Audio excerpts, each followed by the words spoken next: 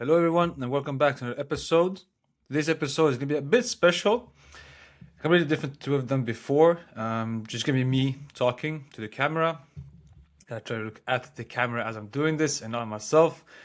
And yeah, basically, today's episode, in my thinking, is that just tell you guys if I were to rewind time, back to when I was, say, 14, 15, and the lessons kind of I would have wanted to know then to optimize my training, my enjoyment of it, the way I could have, had maybe been more steps ahead. Maybe made it pro, as everybody says. I swear to God, if I had known these things, I'd probably been pro. But that's why I'm telling you this, so that if you are 14, 15, listen to this, maybe 18, 20, even if you're 25, 26, you can still make it if you want to be pro, or you just want to start enjoying your training. And I guess enjoy your training and actually see results without having to guess where to go. So I've prepared 26 truths. Yeah, I'm gonna call them truths that I wish I'd known instead of, oh, this person says this says this book says this. It's like there's so much overconsumption. This is also one of the things I'm gonna be talking about today as my list here. And it's just there's so much noise, and I wanna cancel out that noise and to give you my 26 truths to elevate your physical training or physical performance, whatever we're gonna call it.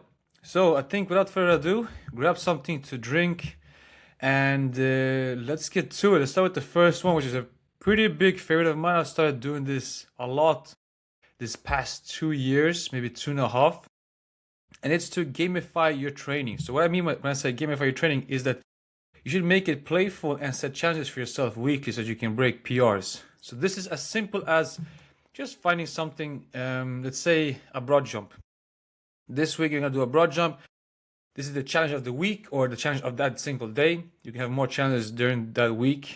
You put a timer for, I'd say, like 10 minutes. 10 minutes is usually a good time as well to put a time cap on, because if you do more than 10 minutes, it just becomes shit volume and shit reps. So 10 is like you can have use those first 2-3 minutes to really warm up a bit more and then really push. The thing also when you're doing it is actually push yourself. So it's good to if you're doing these challenges either with a friend or if you're doing it by yourself. Again, taking the broad jump, say that you jump 2 meters 20 centimeters, so 220. Okay, next jump you're gonna try and jump further than that. You put a cone, you jump further than that. And then say do this again next week. Then okay, this was my record or my PR last week. I'm gonna beat it this week. And do that for, I don't know, 2, 3, maybe weeks. Actually, I'm gonna just look here. When I look at the camera, it just looks weird. So doing that for 2, 3 weeks, and then you switch it up. You can do a vertical jump. You can do an approach broad jump, approach hurdle jump. I don't know, single leg broad jump, wherever you want to do, just like whatever jump variation you can think of. It doesn't have to actually just be jumps, it can be anything else, but usually jumps is a pretty fun thing to do if you love jumping. Or if you don't love jumping, this is actually going to help you to start enjoying jumping more, I would say. So yeah, start off, gamify your training. So just make it playful and make it fun. Number 2 is do plyometrics year round. And it should be pretty obvious, but I think that considering how much stuff you see on social media, there's a lot of different sorts of plyometrics you see, and you think it should be complicated, it needs to be very complex, and you need to maybe have like a specific what's it called, program for plyometrics, and you're just doing them for 8 weeks and then you stop doing them at all. That's definitely not the case. It's just still, no matter where you are, if you're in season, off season, pre-season, wherever you are, coming back from an injury, you should be doing plyometrics. Also for your upper body, just doing them all year round. And then the thing you should be regulating is the intensity and the volume of those plyometrics. That's gonna be a very key thing to do. But do your plyometrics and do them year round. Don't just stick to doing plyometrics for a short period of time, maybe just even during half the season. I know a lot of athletes will sometimes argue that, oh, when I'm in season, I don't want to be doing too much plyometrics. It's just kind of unnecessary volume, too much intensity. But again, that's where you regulated it. Maybe you still keep the intensity in some things, but just take down the volume. Don't do the same amount of volume. Simple as that. But definitely do plyometrics year round. And a bonus on that is to do retreating plyometrics, especially if you're a defensive player that needs to work more of, backwards.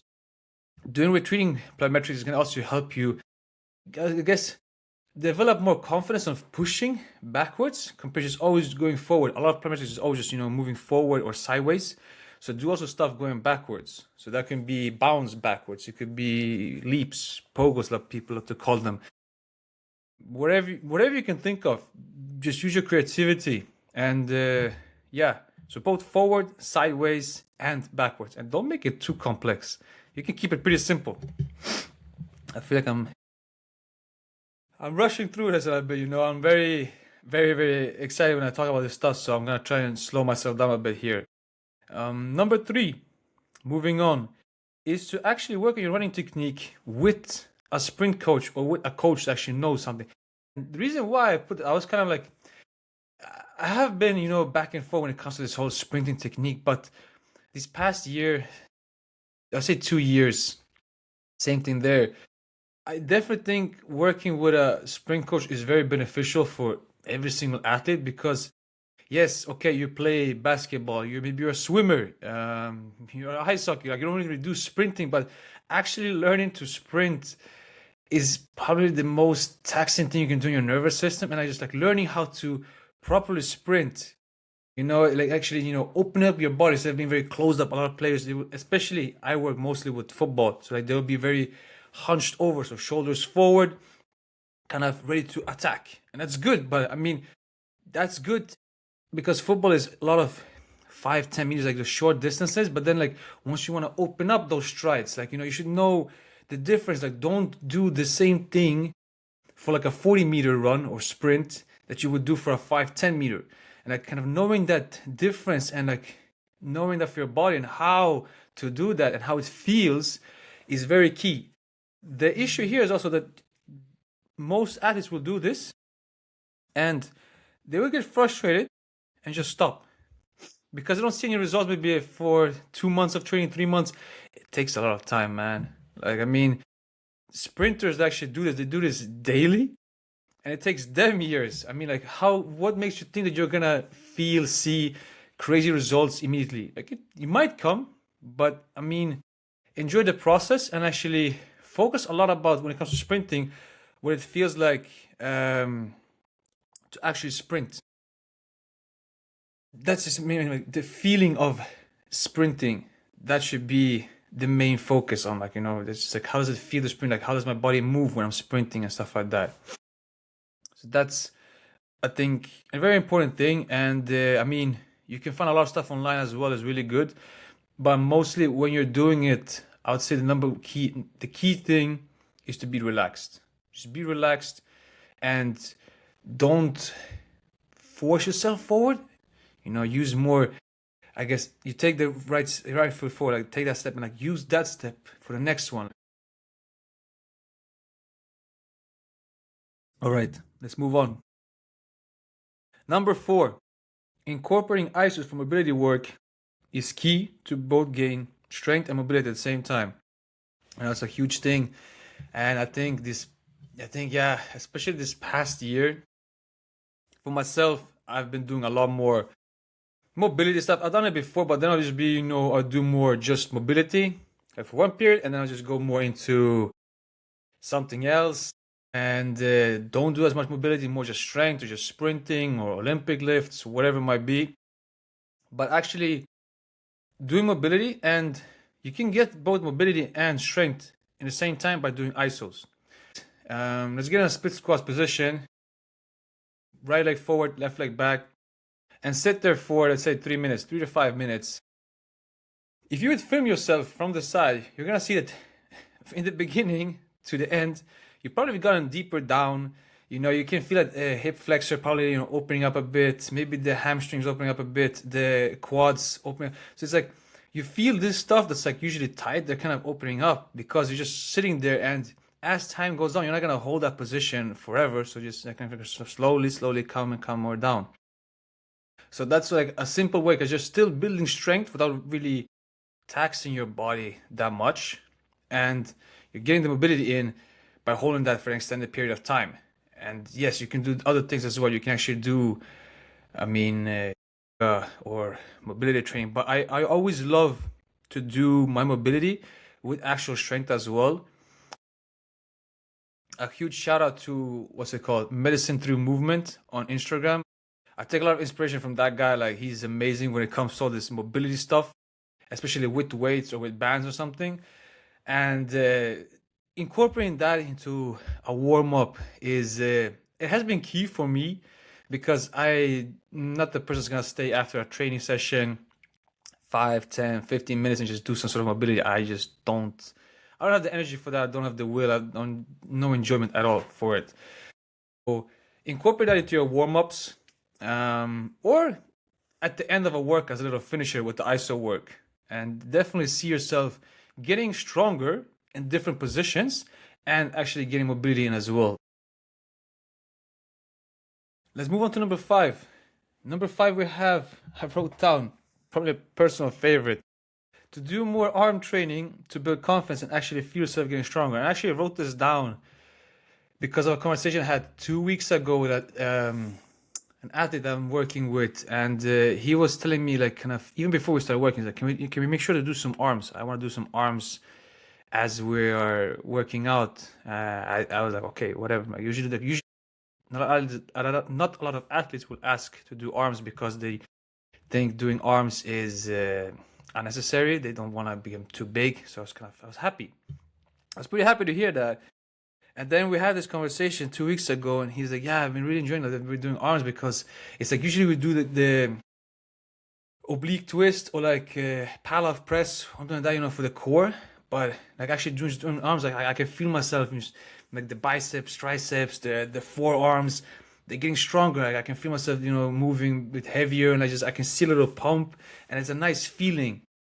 And it kind of just, I mean, we always talk about it, but just it kind of boom, exploding in my head. I'm like, yes, of course, it feels awesome.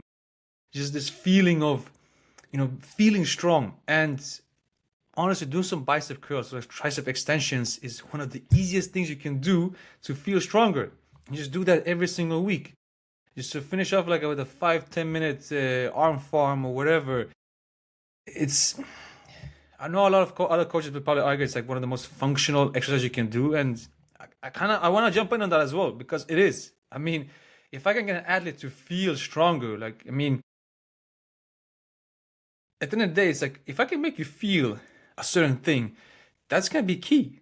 I mean, I can see the numbers. Yeah, you're getting stronger, but if you don't feel that, if you don't feel that you're getting stronger, like if the numbers are telling you that you're stronger, but you don't feel it yourself, what good is that to me? I mean, like, yeah, it's nice for me. I get a lot of pat on the back. Well done, you got him stronger, you got her stronger. But if you don't feel stronger yourself, it's just all to waste, to be honest. So that's why I put it there, to do more arm training because I don't know, it's just like, especially as a footballer. I mean, like, maybe in your sport, but footballers, we focus just a lot on legs, a lot of leg strength. Don't do anything for upper body at all. So that's why I think like arms and shoulders are like two areas that need way more love than they're getting, and definitely should be giving them more attention.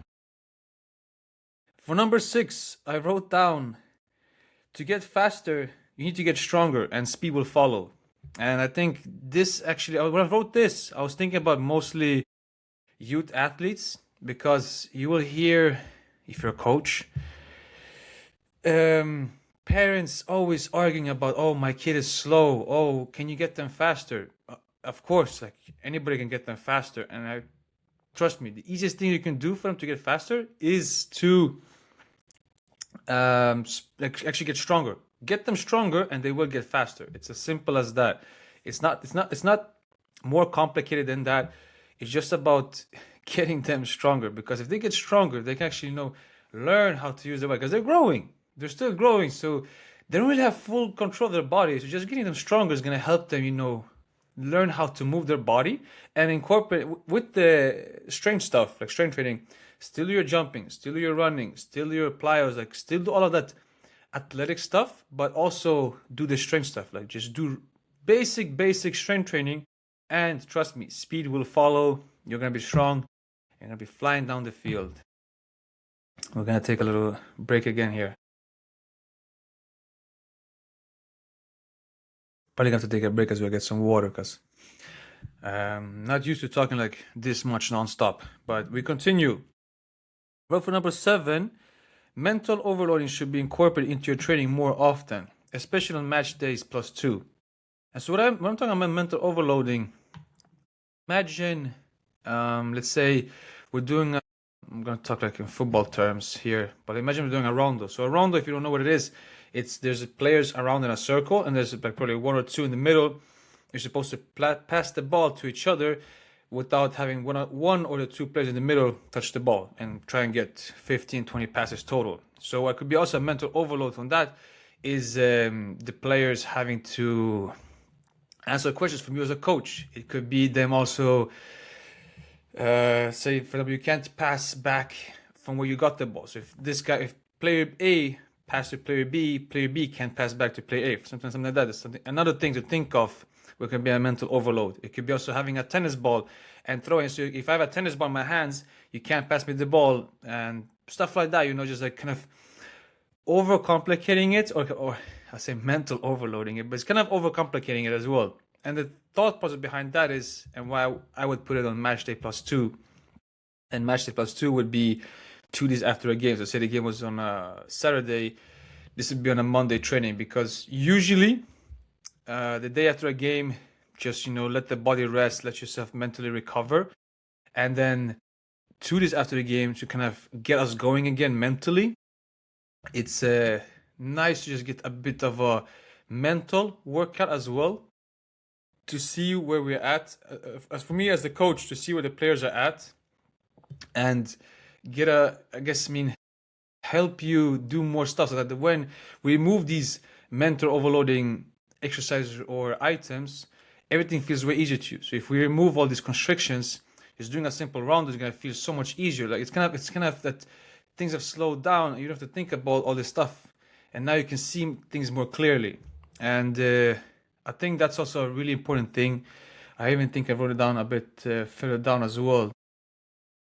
But just about doing more mental stuff and getting the players ready, because in their heads, most players, sluggish, slow, not really engaged in here.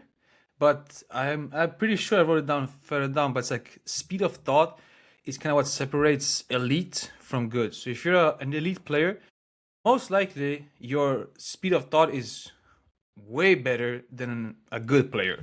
And that's kind of so I say, let's do a player in the Premier League is gonna be way quicker with their speed of thought compared to a player in National League, or say like 4 divisions below that, or especially non-professional. Okay, moving on. Let's do number 8. Unnecessary complex things need to be eliminated. And this is actually from one of our episodes.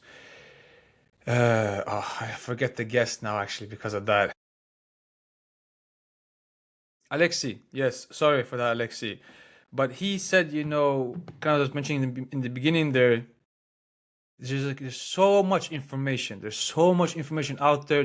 We're over consuming all this stuff, where this is the best way to train. This is the best way to get faster. This is the best way to jump higher, get stronger, whatever it is. Like we're all guilty of it. I'm guilty of it. But it's like these complex things just need to be eliminated, because you can pretty much almost stick to just the basics and just doing them better and better and better for a long, long, long, long time. I mean, you probably have to be like very, very advanced athlete, and those athletes are probably usually they're in the track and field area, that they kind of need to get extremely complex. Or I want to say extremely, but it needs to be a bit more complex. But for most team sport athletes, because you spend so little time actually doing strength training, that you don't really need to do all this complex stuff outside of your sport. Just do the basics and do them well, and progressively overload those, and you're gonna be good. Trust me, you're gonna be good. Like, don't. I know the complex stuff. They look amazing. It looks cool. All this stuff, but honestly, just do the basics. What do you need to get better at, and do that. Simple as that. Pretty straightforward. Number 9 also is a pretty fun favorite. Strength training will make you stiff if that's all you're doing, and that's also a huge thing. A huge thing. Always speaking to athletes about where I don't want to do strength training, coach. I don't want to get stiff. I don't want to get big. I don't want to get slow. I'm like, for fuck's sake. Sorry, I had to be. I kind of held myself for a long time not to swear. You're not gonna get slow. You're not gonna get stiff. You're not gonna get too big if strength training is. If you're doing strength training, you will get slow. You will get stiff. You will get huge if strength training is all you're doing. If you don't do any sprinting, if you don't do any jumping, if you don't do any plyometrics, med ball throws, conditioning, playing your actual sport, those things will happen. But if you combine the strength training with playing your sport, you're good to go. I mean, I want to say it's kind of, if we've moved on away from that, but still athletes will hear from coaches or you'll see something online or they will think themselves that, okay, I don't want to do strength training. I just want to do body weight because I don't want to get too big. It's going to ruin my game. I mean, it might ruin your game, or it probably will ruin your game if that's all you're doing. And I mean, if that's all you're doing, most likely you're doing it incorrectly, it will ruin your game. Simple as that. I'm not gonna spend too much time on that one. I want to move on to number 10, and then I'm actually probably gonna get some water. I think I was thinking about getting that even before we started, but let's move on. Number 10, I wrote that let athletes create their own path. As a coach, your job is to help your athletes, but at the same time, you want to let the athletes solve the problems by themselves. And then, like, can I give an example? Is like if a player asks you about your opinion, then you can give them that your opinion on that thing, but you want to try and have the athletes develop on their own as well, as much as possible. So, for example, I can give you. I heard this example about with tennis. For example, like doing a serve.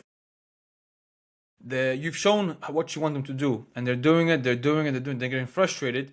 Your job there as the coach is like not to intervene and still let them figure out themselves. Like kind of ask more instead of telling them what they need to change. Ask them, how did that feel?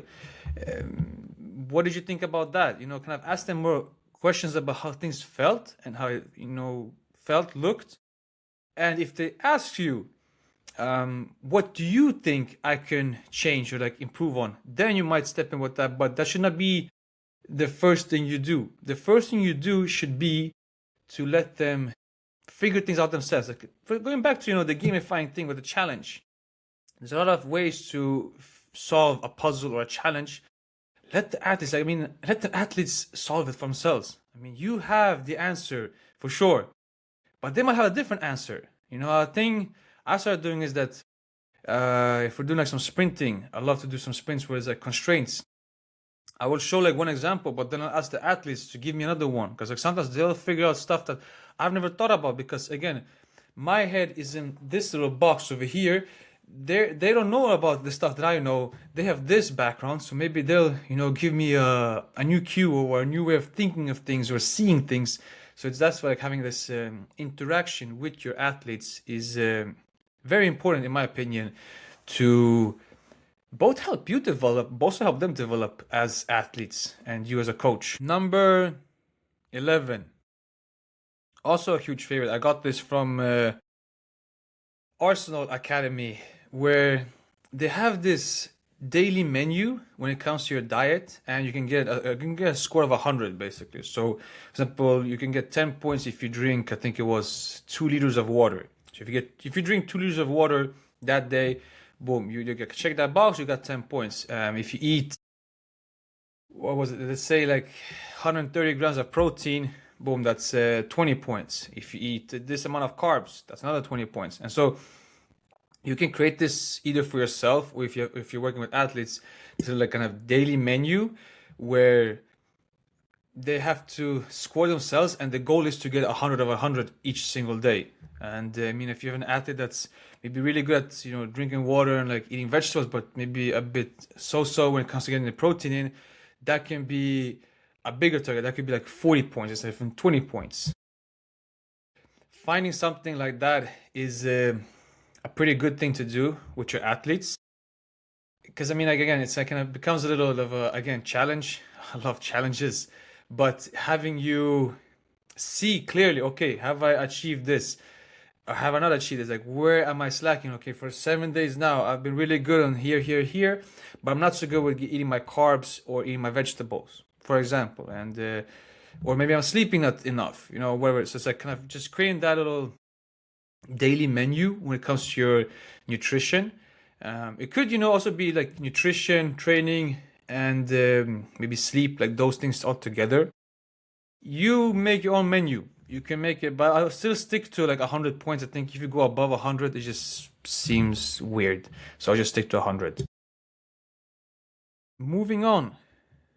Number 12. It doesn't matter what your program, it doesn't matter what's included in your program as long as you just get better.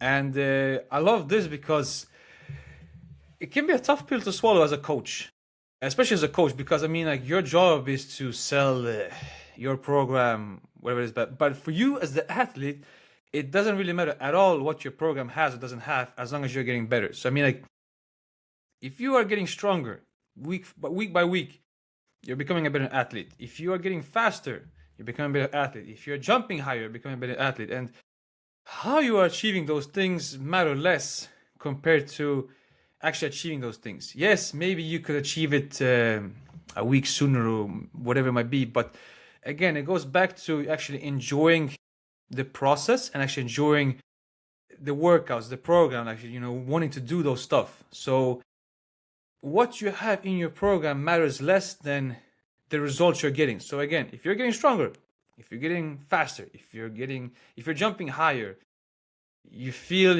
your, let's say, groin, it doesn't feel as tight, you feel more robust there, you're becoming a better athlete. So it's more about how you're feeling than what your program has. So think about that way more.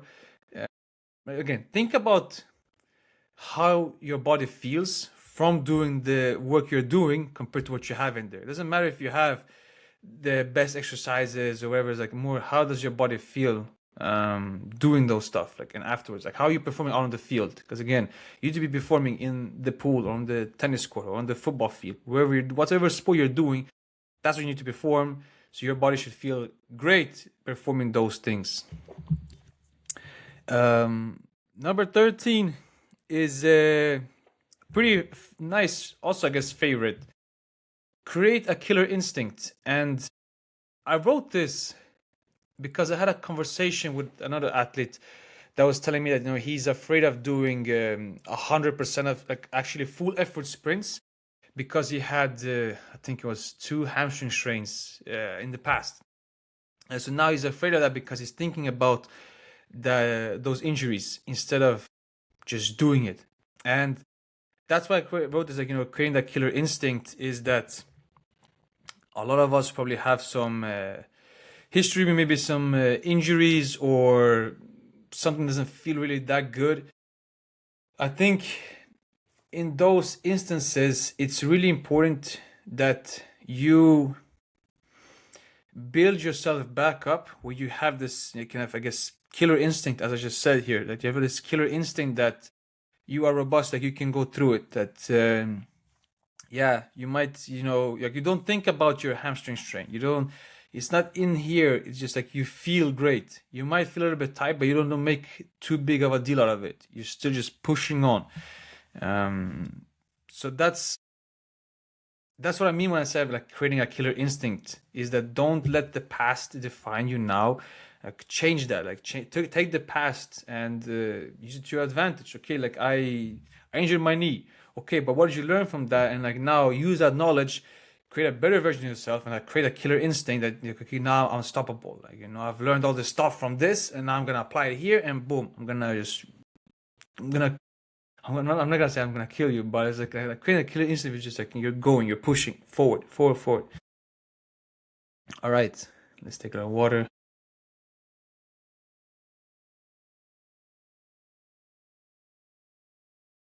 Number 14, also a huge favorite. Honestly, they're all favorites. Rotate your spine fast. And I take this mostly because, again, I rent myself at like a CrossFit gym, and a lot of CrossFit is just up and down, forward and back, very little sideways, and minimal, if anything, rotational. And the thing, like for a lot of stuff, this is also why a lot of people hate on, for example, bodybuilding, because again, it's just up and down, forward and back most of the time. There's not even usually much like sideways, and that's why I put it here because I mean, if you're an athlete, you need to rotate your spine. You just need to rotate in general, and I want to say that a lot of my own issues when it came to my lower back being very stiff, injuries happening, it was because I stopped doing any sort of rotation. If I did minimal of it, and it was just kind of going through the motion. So that's why I put it here, because I think it's a very important thing to remember about just rotating your spine and doing it fast. Like doing it both fast, body weight, but actually also doing it with weight. A personal favorite, like for example, take like a Russian twist. You can do that by doing it like really fast and actually rotating fully. Like again, when you're doing those stuff, like focus on the rotation. Don't focus so much on the weight you're moving. Focus more on the rotation, like actually rotating quickly and with control. That one, and also love. Imagine like a GHD, just like laying straight like this, and then you have the weight plate. So again, Russian twist, but you're kind of like upper body or hips, upper body's in the air and just rotating there. If you're not sure what I'm talking about, then I say go to my Instagram. I have a video on this. I'm probably gonna make one more again, so it's like a bit more updated. But so yeah, rotate your spine and rotate it fast. Number 15 is you can call it a bit more deeper. It's about finding back to yourself. As you get older, you become more and more like everybody else around you. I'm just gonna let that sink in a little bit. Let's say it again then, because I really like this one. Find back to yourself. As you get older, you become more and more like everybody else around you. Because if we think about it, if you remember, like from your youth, you used to be a certain way, but now as you get older, you start to talk similar to other people. You dress similar to them, like and again, it's nothing wrong with being inspired by other people around you. They can be your role models, they can be your mentors. But the thing is that you want to still find back to yourself, like actually being yourself. And I mean, especially when it comes to sports, you start playing the sport because of certain things you love and you want to express yourself. So it's like actually do those things, like express yourself when you're playing your sport. Yes, the coach has specific things they want to see from you, depending on your sport. But who are you? Like, who are you? Both as a person, as an athlete, like what makes you stand out from other athletes? Like, what's your signature move? What's like your thing? Is your thing offensive, defensive? Like the serve you do, your technique when it comes to sprinting, swimming, whatever it is, it's like find back to yourself, and I guess the reason for why you're doing what you're doing. And I think doing that is actually gonna help you kind of see more the purpose, the bigger picture of why you're doing what you're doing, and actually find joy and motivation to keep on going even when times maybe get tough.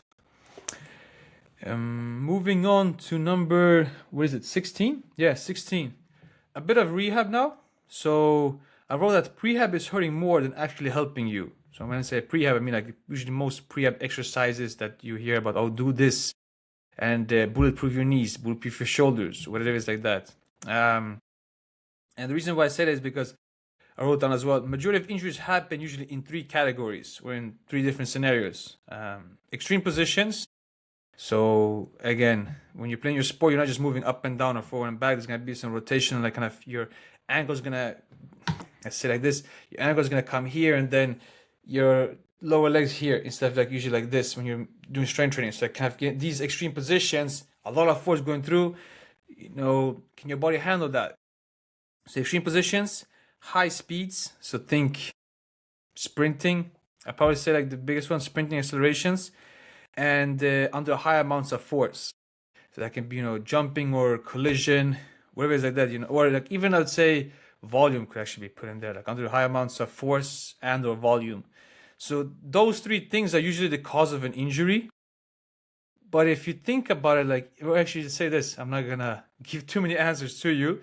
If you would examine your own training, would you say that your training, involves extreme positions? Does your training involve high speeds in uncomfortable maybe constraints? And does your training involve high amounts of force or volume? Because I think every single seminar you might go to, they always say that your training should be here, and the game day should be here. Like, so you can see it, boom, like that. So that means like training should be way tougher. So when you go to game day or to your events, it's still tough, but it shouldn't be as tough as the training. It should be easier than the training you're doing on the side. And again, the reason behind that is just pretty simple. I mean, if your training is tougher, everything is gonna feel easier. And in training, you can control the amount of stimulus you're getting, like kind of the positions you're getting into. While in a game or event, you have no control. The opponent wants to beat you, they want to win. You can't really decide too much like what's gonna happen. You can't control the weather. There's a lot of things you can't really control. So make training tougher and trying to include those three things: extreme positions, high speeds, and under high amounts of force or volumes. Like trying to do those three. And that's gonna help way more than just doing your banded stuff as a form of rehab, or reverse Nordics, or what's it called? What is it, like ATG split squats, whatever it is. Anywho, we're gonna move on to number 17. And number 17 is biggest mistake people make with their rehab is that they find exercises that are just good enough and they stay there. Once it feels good, they go straight back into doing regular training. And I have a personal story of this where I had jumper's knee on my quad tendon, actually, which is pretty rare, but yeah, my quad tendon. And when I was coming back, I would do sled drags going backwards. I did trying to do some like fascia training. I did ATGs, and it felt good. But then I was just like straight back into playing football and straight back to square one and feeling like shit. And I always just do stuff that kind of made the knee feel good, just enough good, and then just go back straight into playing my sport. What I learned from this experience was that, okay, there's actually different stages to it. I need to first just remove everything that actually irritates the tendon and build it up slowly, and then slowly introduce, I guess, more stone release, like quicker movements. And then once that everything feels good, like strengths come back up and like muscles are firing again, we can introduce maybe some plyometrics, some running, some change of direction, and slowly again build up the volume there and the speed and the height and everything and the distance. And from there, go back to training. But even then, start with just, I'm going to do football, like say like a warm up, maybe a passing drill, and that's it for the first 2 sessions. And then maybe go into that plus maybe one more thing. So kind of, again, very taking small steps up. But it's about preparing yourself outside for the demands of the sport. So okay, I got the quad tendon, I can't do anything. I go here. Of course it's gonna feel good. I just do stuff that's not really preparing me for it. They don't irritate me. So of course it's gonna feel good. It feels good. I go back and play, and now we're back here. The gap here, I haven't done anything. I've just been here, and I jumped from here all the way over here instead of kind of going from here. Okay, what's next? And then here. But even when I come here, slowly coming out of that. And then again, this is a very specific tendons. Like they're very, very specific in the rehab. But most injuries, I would even say actually all injuries, it's about slowly coming back to where you're supposed to be, and not just going from not doing your sport to going back to playing your sport again just because you're strong now. Like that doesn't prepare you for the sport. You might feel good for one training session, but you're gonna pretty quick, you're gonna feel like, okay, shit, I should have prepared more. So that's a big mistake. Number 18, evening snacks should be a staple for you to get enough food inside of your body. And this is a conversation I had with also another athlete that was kind of, I need to put on size, and then I was like, okay, but then how are you eating? And most athletes, I get, they don't want to eat breakfast. Okay, so if you're not eating breakfast, that's already there. You're in a calorie deficit. Deficit. And if you're not eating in breakfast, you're probably eating lunch this so if we're going to be honest with each other. And then not a snack nowhere there. You might go to training, and then dinner that is a bit better than lunch usually, and that might be it. And that's where I think, like, introducing an evening snack that can be like almost a second dinner is a good place to start. We even like introducing a midday snack, or just do a snack before lunch, whatever. Just actually just change this to snacks. Should be a staple. And when I say snacks, I mean actually doing like proper snacks. Don't just take like an apple and a bar. Like do like a proper snack. It could be Greek yogurt with some nuts and some honey. It could be cottage cheese plus some rice crackers and peanut butter. Like actually like make it into almost a small meal, and not just a little small bag of candy or just one fruit. That's good, but we can make it so much better. And that's a simple way to spread out if you're not a fan of eating large portions of food, or especially not a fan of eating in the morning. Another thing also would be to do smoothies. I mean, it's way easier to drink than to eat, but I would always recommend for you to eat your food and not just drink it.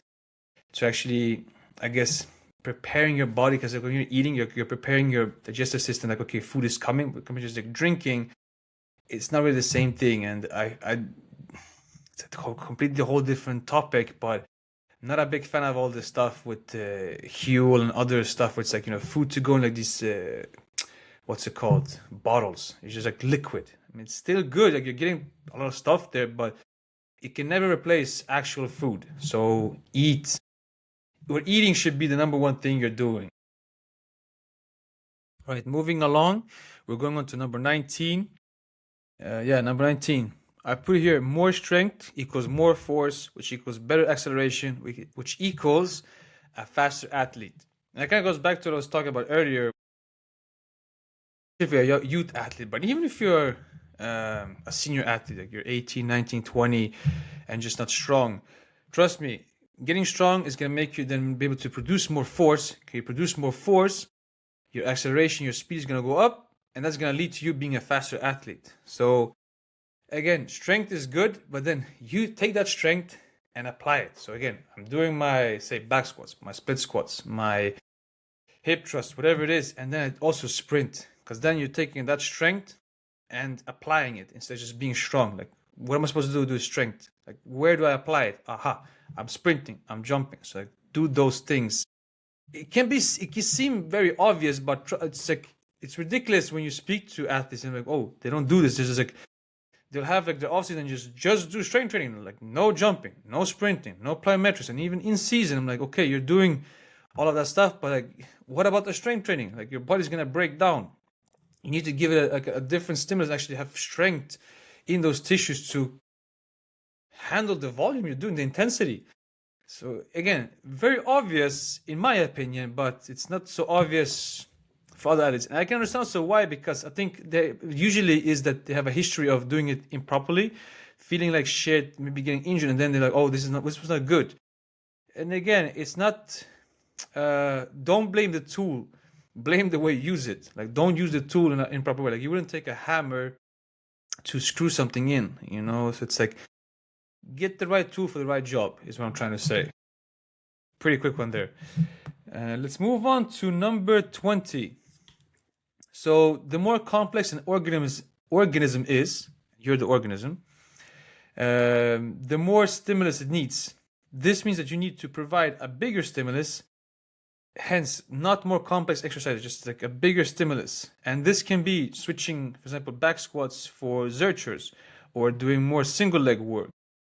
And what I mean by like the more complex an organism is, the more stimulus it needs, is that as you become more advanced, as your training history elevates, you're probably gonna need a bigger stimulus. Not probably, you're gonna need a bigger stimulus in order for you to grow and develop as an athlete. Like you can't just stick to the same stuff. Like if you've reached the ceiling here, you need to change it up now if you're supposed to grow. And most people think again that by growing it means more complex stuff and just doing random shit. Where like, okay, I'm gonna pair this exercise with this. For example, a huge favorite, lunges with a bicep curl. It just makes zero sense why you would do a lunge with a bicep curl. Like, how is that in any sort of way functional or beneficial or anything like that? Just like don't overcomplicate it. Basically, if you're really strong and back squats, okay, maybe switching off to front squats, Zercher squats, single leg. I don't know, like just find ways to give your body a bigger stimulus and what you haven't done before, or like haven't given as much of a stimulus before. And let's do the, what is it, final 5 now, right? 1, 2, 3, final 6, my bad. Final 6, top 6. Number 21, train your core like any other body part. I think this I neglected for a really long time, where I would train the core, but I would do all football's favorites, some crunches, some side plank, whatever. And I was kind of doing it body weight. Everything was body weight, and doing like say 30 seconds of work, Tabata style, 30 seconds or 20 seconds of work, 10 seconds rest, pick like 5 exercises, and it's a really good place to start. But your core should be trained just like any other body part with progressive overload. So it means, for example, let's do sit-ups. Okay, I'm doing sit-ups. Then like we can do sit-ups with a weight plate, holding that, and then we can increase the weight, and then we can do with a barbell sit-ups. I mean, so keep on pushing your body and like kind of, I guess, changing the symbols again. I have a weight plate, I have a barbell. It can be it can be with a deficit. I don't know, whatever. It can be with a tempo, 3 seconds up, 3 seconds down, or like a pause in the middle or something, or just holding that. And again, just progressing it all the time. Like just don't stick to pure body weight all the time. Coming also back to the rotating your spine fast, kind of same thing there. We can rotate fast and do it with weight as well. Pretty quick one there. Number 22. The most important thing you should be training is your brain, how you react to stimulus outside of your brain. And for this one, I want to mention Mike Tyson and his trainer Cuss. And if you don't know who any of those two are, I would highly suggest like just Google Mike Tyson and Cuss, and maybe like put brain as well. You should get like a black and white video that's amazing. I think it's like a minute long maybe, or something like that. It's like very, very short clip where Mike Tyson talks about, before he met Cuss, his coach, he didn't really think too much of himself. He didn't think he was, this best, I'm trying not to swear, individual, like boxer. But Cuss made him, he hyped him up and just like gave him this confidence. And so his mindset was, I am the best, I am the greatest, I am the strongest, I'm the baddest, you know what I'm trying to say, there is out there. And that's why I also put it here is like that the most important thing you should be training is your brain, and especially how you react to stimulus outside. There's even, I saw a video that defeat isn't, what's it called, in that moment. It's like even pre the event. So say I'm doing let's say a football game, it's 90 minutes, but if after 30 minutes like your body's shutting down, you've already been defeated. Even if it's still 0-0, you've already been defeated because your mind isn't robust enough. It's like it's not prepared for that scenario, like being pushed through, like being uncomfortable. Because as soon as something happens, you just break down, and then if you break down here, everything else just shuts down. So creating a mental fortress, you could say, in your brain is the most important thing. I probably shouldn't have left this for the last part, but I didn't. But yeah, I think and I hope a lot of you who are listening can agree on that. And I wish I had known about that earlier, especially as an athlete, as a young athlete, because especially young athletes, they don't really understand that as you get to the senior level, there's gonna be the coaches might not like you. There's gonna be competitors from even your teammates can wish you the worst because you're taking their spot. You know, if I'm thinking about football, I say as a striker, you're coming in, this 19-year-old talent, and then they have a 25-year-old that's been scoring now for 3 seasons. I mean, like you're there to take his spot or her spot. Why would they, be, oh, hello, hello, how are you? Come, come. It might happen, but most of the time, like they're not, because again, it's their job. Like they want to play, and now you're supposed to come and take that. Most people, I think you as well, wouldn't just, step aside and like, here you go. Um, Anyhow, moving on. 23. Three things that will help you stand out from everyone else, and I've already mentioned one of those. I hope you remember it. Speed of thought, top speed, and acceleration. I actually even want to put in acceleration and deceleration, change of direction. So like those three things are gonna help you like stand out from everyone else, and it's pretty evident. I mean, like if I ask you quickly, like 5 + 5, 10. If you go quick, or if you're thinking a long time, 10. It's like it makes you stand out. Okay, if I just like even as it gets more complex, 6 × 5, and just like whoa, and they're doing it really quickly, and they're doing other things at the same time. Okay, wow, like the whole speed of thought, or as you're getting the ball, or I'm thinking like say in tennis or in basketball, kind of you see things before they're happening. Like your speed of thought, you know what's gonna happen, or you react really quickly. That's a huge thing that's gonna help you stand out. And then of course the most obvious ones, top speed, like seeing someone actually sprinting is wow. It makes you stand out. Like when someone's fast, everybody turns their head like, whoa. Did you see that? Like they're fast. So yeah, speed. Acceleration and deceleration, those stuff as well. Someone's like quick off the mark, just powerful. It's pretty evident. Pretty evident. So like don't sleep on those things, actually work on them. And speed of thought goes in with the mental training I've talked about before. We're into the final three. And it was hard to pick these last three. I'm like, what more do I want to put in here that kind of feel like it's really, really important? So number 24, already sort of mentioned this before. It doesn't matter what you're doing. There is nothing optimal. As long as you get results, that is good training. And I've sort of touched on this before, and it is that again, there is no such thing as optimal training or optimal program, workout, protocol. It can be maybe good for you, but it's not going to be optimal for everybody. And again, it's like for now, this is like you need this, and maybe next year you need this. But it's like as long as you're getting results, again, that's the most important thing, especially as an athlete, especially a professional athlete. You need to be getting results, and you need to be feeling good. If you can get results and you feel good, you're good to go. I mean, no one can argue with you or your coach then that they're doing something wrong, because again, if you're staying injury free, if you're getting results and you're feeling like you're performing at a good level, who can talk shit about what you're doing? Nobody. It's just it wouldn't. Anybody can, but it would make no sense. Just stupid.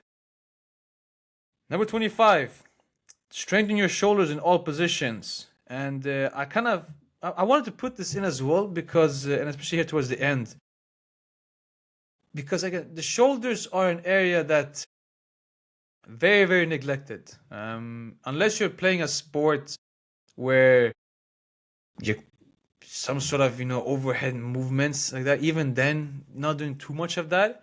And I mean, I have a lot of athletes I know that get their shoulders dislocated because of lack of strength. And again, just like you don't have to be like super strong, just getting that area strong. Because again, the shoulders are a very complex area.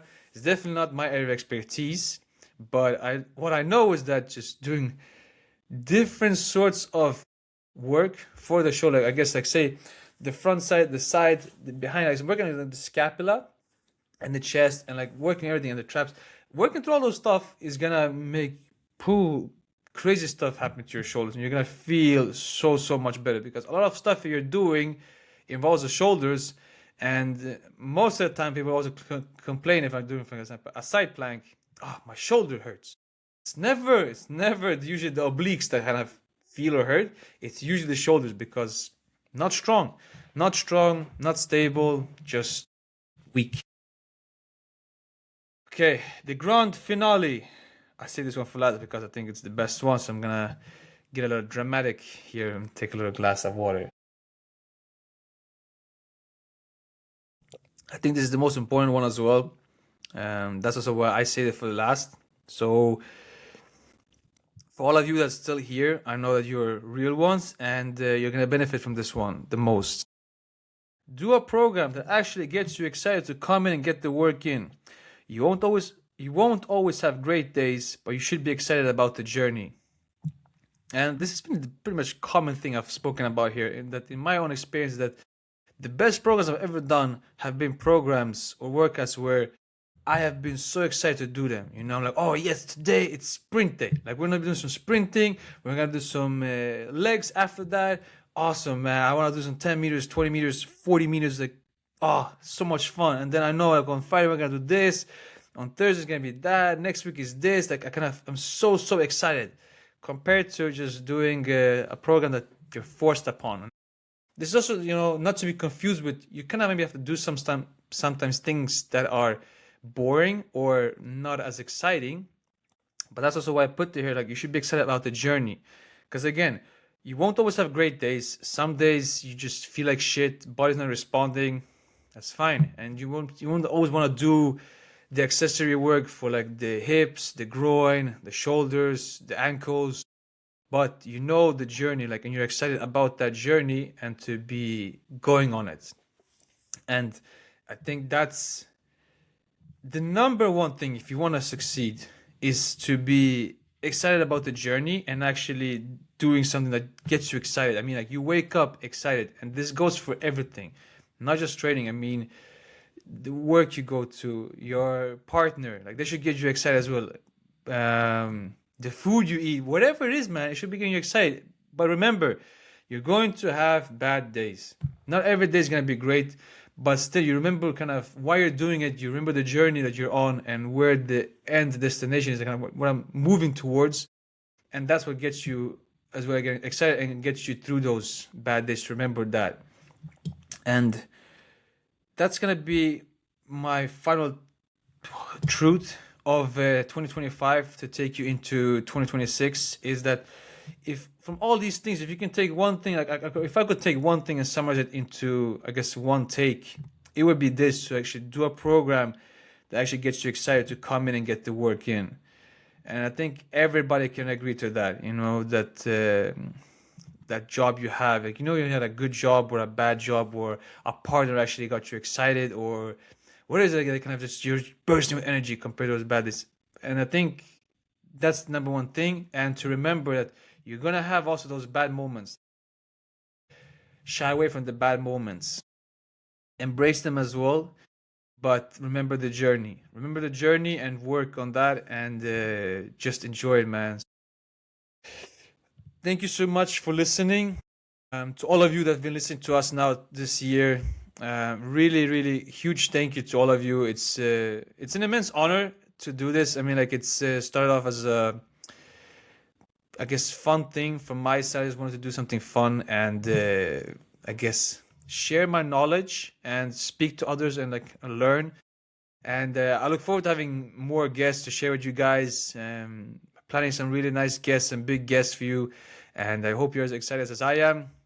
And again, huge shout out to all of you listening. It's not possible without you. And you're also part of the reason why I do this, like sitting here, recording this episode and everything like that. So yeah, huge thank you. And from both me and Jacob, he's not here unfortunately today.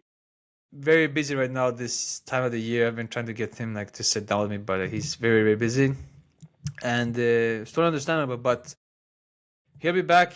Don't worry about that. And I wish you a happy New Year's and an amazing 2026. We'll see you there. And fortsätt vara hästig, as always.